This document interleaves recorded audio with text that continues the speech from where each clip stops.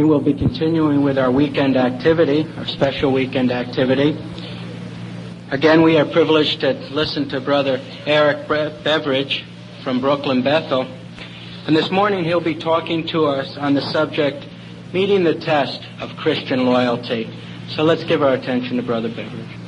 A few years ago, a Spanish newspaper carried the news item that a sheepdog guarded the body of its master during 11 days. The news item said that the lifeless body of a shepherd had been bravely defended by his dog during the 11 days that have passed since the death of the shepherd up in the mountains of Segura in the province of Jaén. It said that when they found the body of the shepherd lying in the snow that was falling at that particular time, it says along with the body was the faithful dog. And it uses the word faithful, fiel perro, that helped the shepherd to look after the sheep. This faithful dog had defended its master's body, bravely it said, against the attacks of scavenger birds and animals that were trying to attack the body. And it said that when they finally found the body, alongside the body was the faithful dog, almost dead itself because of its battle against the scavenger animals and birds. Now, on 2 occasions, the writer of that news item spoke of the dog as faithful. Faithful or loyal. We can speak of a loyal dog, loyal to its master. But obviously, when we start speaking of loyalty in relation to a Christian, we expect much more. The dog basically is acting according to limited intelligence and instinct. The dog knows where it gets its food and shelter from, and therefore it will be loyal to the person that shows it kindness. But when we're speaking of loyalty in the Christian context, then we are speaking of qualities that have to be exercised with intelligence. We're speaking of faithfulness, integrity, uprightness, steadfast in allegiance, fidelity, devotion, adherence to principles, adherence to moral values. All of these are facets of loyalty. And when we analyze that definition or those definitions, we appreciate that we are talking about something that this modern world does not appreciate, because we are living in a disloyal, unprincipled world. The lack of ethics, even amongst the political leaders, shows the way the world is, and they are truly reflected by the masses, because the masses, they watch what goes on television, and they follow the principle, what is sauce for the goose is sauce for the gander. In other words, what the rich can do, we can do. And so if there are no morals and principles with the high and mighty, then there is no need for the lowly to have morals and principles. And that's the kind of world we're living in. So Christian loyalty is under attack, and we have to realize that daily our loyalty is being tested. And especially must we take into account our young people in the congregation, our teenagers and the younger ones who are still going to school, and they have their tests at school. Maybe it's not quite as bad out here 100 miles away from New York, but get down to the New York jungle, and then you're going to find out what a test it is to keep integrity and to be loyal to the truth and loyal to the congregation. When you've got crack dealers standing outside the school gates trying to sell crack and drugs to young children 8, 9, 10 years of age. When you've got teenagers going into school, 13, 14, 15 years of age, carrying guns and knives, and where the authorities are even afraid to search them to find out if they are taking such weapons into school. And in this kind of a setting, our young people are trying to keep their integrity. They're mixing with a generation of young people who think that they can freely practice sex, that they can freely curse and blaspheme and use every kind of foul language. And our young people have got to be different. They've got to make a stand, and it's a stand they have to make every day. And I think we as older ones and as parents must realize that it is not easy for them. The world has changed. I don't care what anybody says. I can think back to my youth, going back now some 40 years ago, so you can figure that one out. When I went to school, my school in England, if a boy was caught smoking a cigarette, not marijuana, just smoking a cigarette, if you were caught smoking, you could be expelled from the school. It would be goodbye. If you were a frequent liar and you were caught in lying, you would be expelled from the school. Now, if they were to apply that norm today to the schools, what would happen? They'd have to expel the teachers. So the world has changed. Standards have fallen. Television has been one of the influences that has undermined and subverted loyalty, because people are hooked on their soap operas, on their Dynasty and Dallas and Falcon's Crest and what else is it? I only know the titles. I don't watch them, I can assure you. But I read about them, and I know what they're dealing with. And they're dealing with treachery, fornication, adultery, lying, and crookedness of the most powerful people, because that's what they represent. And there is where the subtle influence is. Because people are watching this, say, well, look, that's the way the world is, so it's par for the course. We can all do it. And that's why television is a negative influence. We have to control it. And the other negative influence that did not exist in my youth is, of course, drugs. Drugs have really undermined Western personality, Western character. The Western nations no longer have any backbone. And that is proven by the fact that so many people must resort to drugs to try to survive from day to day. So what does this picture tell us? It does tell us that the world is in a mess, and that the world certainly does not appreciate loyalty. And yet Jehovah does, as we read last night in that scripture in Psalm 4 verse 3, where it says, so take knowledge that Jehovah will certainly distinguish his loyal one. So then we're interested in loyalty and maintaining loyalty in our modern setting, because we can see a situation very similar to that which Paul described in Ephesians chapter 4. If you'd like to read this with me, Ephesians 4 verses 17 to 24, he says, this therefore I say and bear witness to in the Lord, that you no longer go on walking just as the nations also walk. And by the nations he means those outside of the Christian congregation. And how do they walk? In the unprofitableness of their minds. In other words, they all have a mind, they all have a brain, and they are not using their minds in a profitable way, rather in a foolish way. They are denying God, they're not praising God, they're not living lives that are profitable to others and to God. It says, while they are in darkness mentally and alienated from the life that belongs to God. Their lifestyle, they speak of their lifestyle, their alternative lifestyles.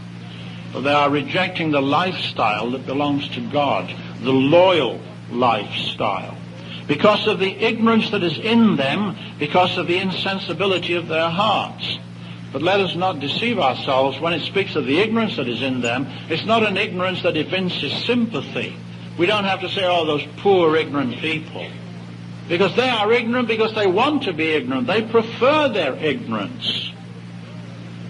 They even have a saying, where ignorance is bliss, it's folly to be wise. And that's why a lot of people don't want to study the truth. They don't want to study the Bible. They prefer their lifestyle. They prefer to be able to do what they want to do. But this ignorance that is in them is self-chosen. It's not one that you can allege to Jehovah. You can't go to Jehovah at Armageddon and say, oh, I didn't know, I didn't realize. Just to illustrate, you come to a traffic light. It's on red, and you drive straight through it, and the police catch you. And they take you before the magistrate or the judge. And then you say to the judge, oh, red means stop. Oh, I didn't realize that. What do you think the judge is going to say? Tell me another. The judge will say, ignorance of the law is no excuse. And certainly ignorance of Jehovah's laws is no excuse. Why? Because Jehovah's going to be able to tell the people, look, I sent my witnesses to your door 300 times. And 300 times you were too busy. 300 times you had your own religion. 300 times you weren't interested. 300 times you said you didn't believe in God. You didn't believe in any religion. You didn't have time for my witnesses. You preferred your ignorance. And that is why Jehovah will be able to judge this system. Because of the ignorance that is in them, because of the insensibility of their hearts. And this insensibility has grown upon us because daily in television we see killings and murders and blood and gore, and we have become hardened to it. And the young people have become hardened, and that's why young criminals in New York City, 13, 14, 15 years of age, they will kill and they don't think twice about it. They're going to kill you for $200 as they killed that Jewish Hasidic man on the streets in December. They stabbed him 14 times to get $200 so they could go and buy some more crack. The insensibility of their hearts. Having come to be past all moral sense, they gave themselves over to loose conduct, to work uncleanness of every sort with greediness. And let's face it, this is what is happening. When we think back 30, 40 years ago, the basic sexual sins were fornication, adultery, and on a relatively low scale. And now things have multiplied to sexual perversions, sexual aberrations, things that I personally didn't know about until I read about it in the Watchtower. I never dreamt that people would do such things in their private lives. Such a perversion of the use of the human body. And so we've got to this point. It is working uncleanness of every sort with greediness. And I think it's well illustrated in the homosexual world. Recently they announced in the New York Times that they think they traced out who brought AIDS to the States. And this was this Canadian airline steward called Mr. Dugas. He said at least 40 of the first 248 AIDS cases reported in the United States by April 1982 either had sexual relations with Mr. Dugas or one of his sex partners. And he was the key who introduced it. The book describes how the 20-year-old Mr. Dugas used his good looks and French-Canadian accent to lure handsome American men, even after he was diagnosed with AIDS in 1980. In July 1981, Mr. Dugas told doctors trying to track down the origins of the disease, now listen to this, and remember the scripture we've just read, uncleanness of every sort with greediness. He said that he had averaged 250 sexual liaisons every year for the last decade. He had had 2,500 sexual liaisons. Another news report says about AIDS victims, the average number of sexual partners per lifetime for homosexuals who contracted AIDS was about 1,100. That's 1,100 different people. Now what kind of a lifestyle are you talking about? This is utter degradation in the sight of God. And yet these are the role models. The role models that this world puts up before itself. There's an item from, I think it was Newsweek. One brilliant individual says, I rather like my reputation. A spoiled genius from the Welsh gutter. A drunk, a womanizer. It's rather an attractive image. Who said it? Richard Burton, famous film actor from Wales, now dead. Another one, I'm an alcoholic, I'm a drug addict, I'm a homosexual, I'm a genius. Who said it? Truman Capote, writer, now dead. And these are the people they glorify. These are the people you see on the television. These are part of the jet set. These are the ones that are in the big name parties and name dropping. Well, we don't need that kind of example. Unfortunately, Paul knew that too. And that's why in verse 20 there is a switch. He makes a complete change of gears, we might say, in verse 20. But you did not learn the Christ to be so. Jesus is different. Provided indeed that you heard him and were taught by means of him, just as truth is in Jesus. And he can say that, provided we heard Jesus. You can be here in the Kingdom Hall and still not hear Jesus. Why? Well, you can be here and your mind is wandering, thinking about the plates and the cups and saucers you didn't wash before you left the house. You're thinking about the beds that are in a state of disarray. You're wondering, what are we going to do this afternoon, and what will we do this evening? And the mind wanders, and the speaker is talking about Jesus, and we don't hear it.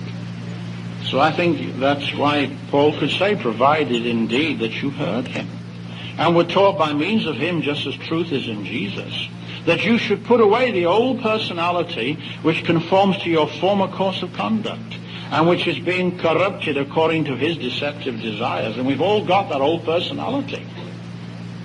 Even children that we say wrongly have been born in the truth. They may be born into a family that's in the truth, but they're not born in the truth. They have to get the truth themselves. The truth has to go into them. But even these children, they're not innocent. We're all born in sin. We've all got it built into us. It's a genetic defect, imperfection, and sin. The old personality is built in to our genes. And so we've got to fight it. Now, verse 23 is the key. But that you should be made new. Now, how can we be made new? You should be made new in the force actuating your mind. And so a force is available. This is the force that Jehovah supplies through his word, through his spirit, through his organization. It's a force available to us, actuating the mind. Because here is the battlefield, right there in the brain. And the force actuating the mind. But what kind of a force will it be that we may be loyal? See, there are two kinds of force. One is internal, the other is external. And to illustrate, go back to the traffic lights. You'll see them in New York. People come racing up to the traffic lights. It's changed to red. Look right, look left, no cops, straight through. But if you look right, look left, and there's a cop car, slam on the brakes. Now, what does that illustrate? It illustrates purely and simply an external force, because they are only afraid of the police. What it does prove is there is no love of the law. There is no love of neighbor. There is no respect for other people's lives and property. They are just afraid of the police. That's the external influence, the external power, the external force. The internal force would be, as it should be in our case, that we love the law. We know that the law exists for the benefit of all citizens. And therefore we respect our lives and other lives, our property and other property, and so we obey the laws. We love the law. There is an internal force. Now the same within the congregation. Because some, a few, go as near to the line of demarcation as they can. And out of the corner of their eyes, they're watching. Watch out for the elders. Don't let the elders know. Don't let the elders know. I'm not exaggerating. Some young people told me from California. They're the children of elders. In their congregation in California, when the young people organize a party, they make sure that no children of any elders come to the party. Now, what does that tell you? They're trying to be sneaky. They're afraid they're going to be doing something the elders shouldn't know about, so don't let their children in on the party. Now, what does that mean? That the elders are purely and simply an external force. The elders are a police force. And those young people do not love Jehovah's law. They don't love Jehovah's principles. There is no force actuating the mind to keep them loyal to the congregation and loyal to principles. So that is why it is so vital that we should have this force that emanates from our spirituality, that we do love Jehovah's law. We want to keep ourselves clean. We want to keep the congregation clean. So this leads to verse 24, and should put on the new personality which was created according to God's will, in true righteousness and loyalty. There's the word. Loyalty is tied in to the Christian personality. In all of this, why is it so important? Because to meet the test of Christian loyalty, we have to realize that we are facing a powerful enemy. Ephesians chapter 6, verses 11 and 12 indicate to us clearly that we are fighting not against flesh and blood, but against Satan, against the machinations of the devil. The Greek says crafty acts, and Satan acts with subtlety, with traps and cunning. Satan knows our weaknesses. I view Satan as a very good psychologist. He knows what makes people tick. He's been studying the human family for 6,000 years. He made the first ones trip, and he's made a lot more trip too. And so we're up against a powerful enemy with an astute mind. Now, he knows our weaknesses. Do we know them? Because if we don't know our own weaknesses and Satan does, who's got the advantage? Satan, obviously.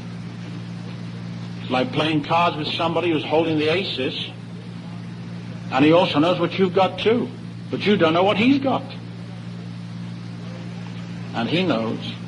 So it shows the importance of being willing to face ourselves and in effect to recognize our weaknesses individually, and it requires humility. Because then if we recognize our individual weaknesses, we can then work on them, and we can strengthen ourselves spiritually.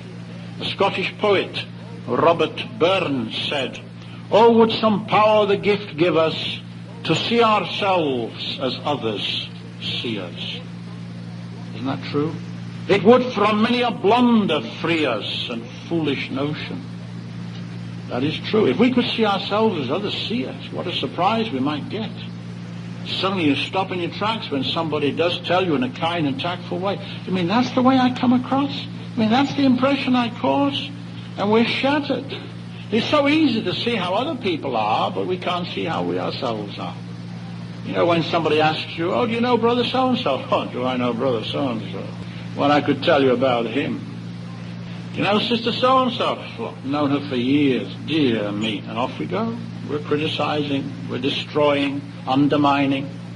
And yet when someone turns the focus light on us, on our defects, what's the immediate answer? Wait a minute. Nobody's perfect, you know. Nobody's defensive. We're not willing to face ourselves. And yet it is essential if we are going to resist Satan's attacks upon our loyalty. And Satan will use different methods. He can use direct persecution, as happens in some countries, as happens to our sisters with opposing husbands, threats, verbal violence, physical violence, psychological violence. See, psychological violence does not have to be either verbal or physical.